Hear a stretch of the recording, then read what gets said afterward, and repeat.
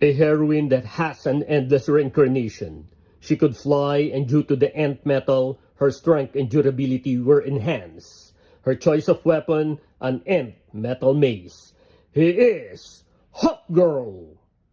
I'm the Markman, and today we're going to unbox and review McFarlane's collector edition figure of Hawkgirl. But before we start, just a simple request, please subscribe to my channel. So are you ready? Then welcome to the Markverse! My duty as hall monitor to give you detention. But to recover the project without getting caught, you need someone who knows these halls better than anyone. Someone who's risked life, limb, and wing to monitor them. Someone who... You coming or what?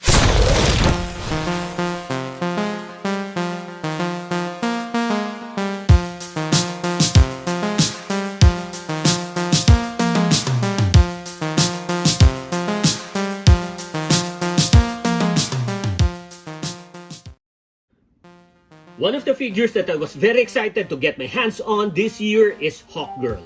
Especially I already have his partner, Hawkman. So Hawkman was my best figure for 2023, so I expect a lot from Hawkgirl. Unfortunately, this is not the Hawkgirl I want to have first. This is Kendra Saunders. My priority to get first is Shaira Hall, which is the Platinum Edition. It was a blind pre-order. You have no choice. There is a disclaimer notification from my supplier that you could get either the regular or the platinum. During the time I pre-ordered, there was no information yet about who will be the Hawkgirl characters for the regular and platinum. I just took the risk, which I usually do for figures I consider premium characters in my collection. The problem is, it's hard to find figures now here in my country. I saw a couple being sold locally, but it's almost thrice the price, which I'm not going to budge in buying. Currently, I'm still talking to other suppliers just in case they can still get the Platinum Edition for me. Let's go back to Kendra. When I said Shaira is my priority, it does not mean I don't want to have Kendra. I wanted to have both. It's just that Shaira was the first Hawkgirl and is currently called Hawkwoman. Kendra was the second who carried the Hawkgirl mantle, and I wanted them both in my collection. Let's compare her design to the comics. Most parts of this figure came from different versions of Kendra, from her helmet to her boots. But there are some which are inaccurate, like this grayish blue metal armlet, and this brown vambrace which doesn't extend to her hands. I could not see any source materials of this. Same with the shape of the black line on her helmet. If you have seen a version of her with those things, please let me know. Regardless, those are minor things for me. Let's continue by talking about the primary issue that I have. When I saw this up close while still inside the box, I told myself, she looks good. But the moment I held the figure, I was disappointed because of her torso. The diaphragm joint is loose. Her torso is always tilting back, even there's no movement at all. I know the weight of the wings will pull her back, but if McFarlane made a tighter joint, this won't be the case. This looks weird, especially when posing. It's too much arc on her back.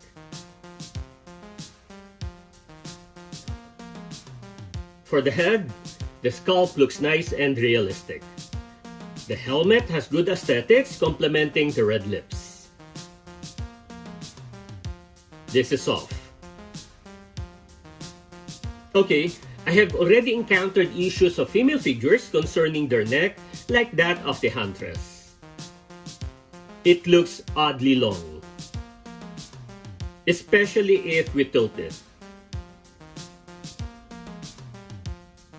As I said earlier about her arms, she got this armband and this vambrace, which is the same color as her belt. It has rough textures due to the details.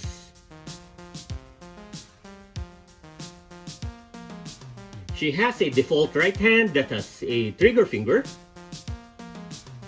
So this could hold the accessories that she has.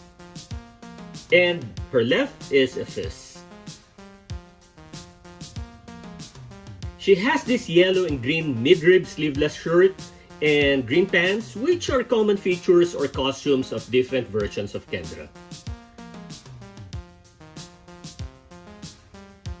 The green part of her shirt has patterns which gave these rough textures. If we look closer, we can see a deep part in the middle of her chest. This is the trace of her cleavage. There is also a scalp of ab muscles. Then her belt. At the middle is her symbol. And there are pouches on both sides. I like what they did here. Some wrinkles on her crotch area.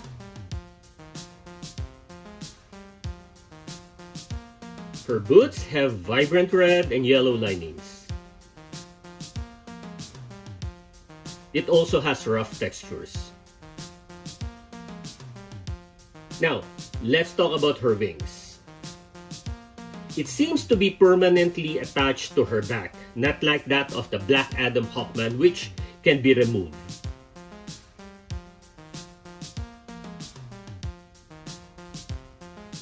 Each wing has two articulations. First is that of attached to the back. We can move it multiple ways.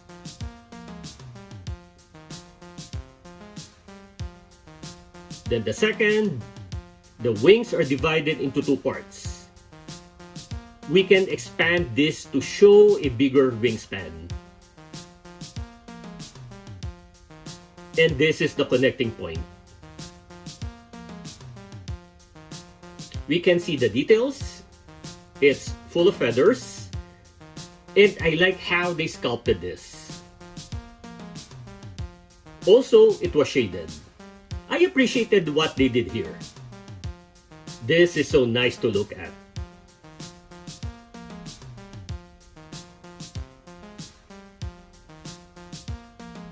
Her body symmetry is perfect. When it comes to her stance, just as I thought, when we spread her wings, the weight will pull her back. So you need to get the right balance for her to stand, which will be limited, and definitely you need the base. But I hope they just included a flight stand. For her measurement, she stands around 7¼ inch. That includes her helmet. But probably she is around 7 inches without the helmet. In the comics, she is 5'9". Again, the scaling issue of McFarlane is felt here because she looks as tall as the figures of the 7-footer characters. Let's measure her wings. It spans around 15½ inch. Let's now check the articulation, starting with the head, down, up, side to side. Her head can be fully turned. Then the arms, lateral raise, forward, back,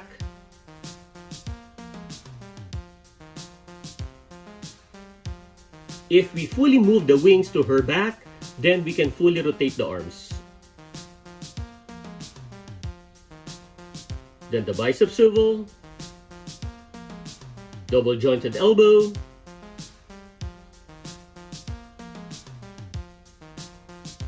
full raise motion.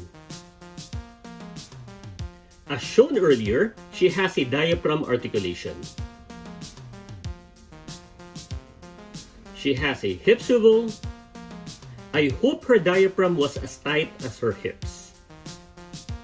Then the legs, sideways, forward, back. She has double jointed knee.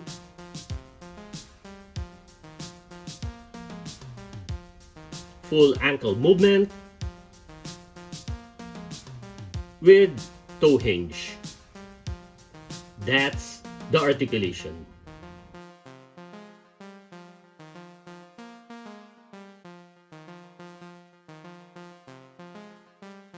For the accessories, we have the usual base, Then the art card.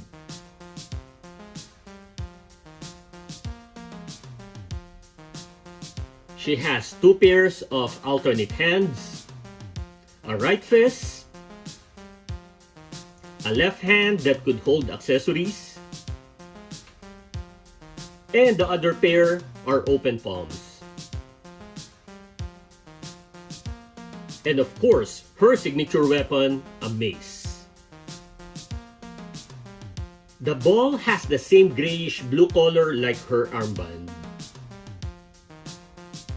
And instead of spikes, like what my 2 Hawkman has, these are just knobs, which are actually accurate cause she has versions that uses this kind of mace.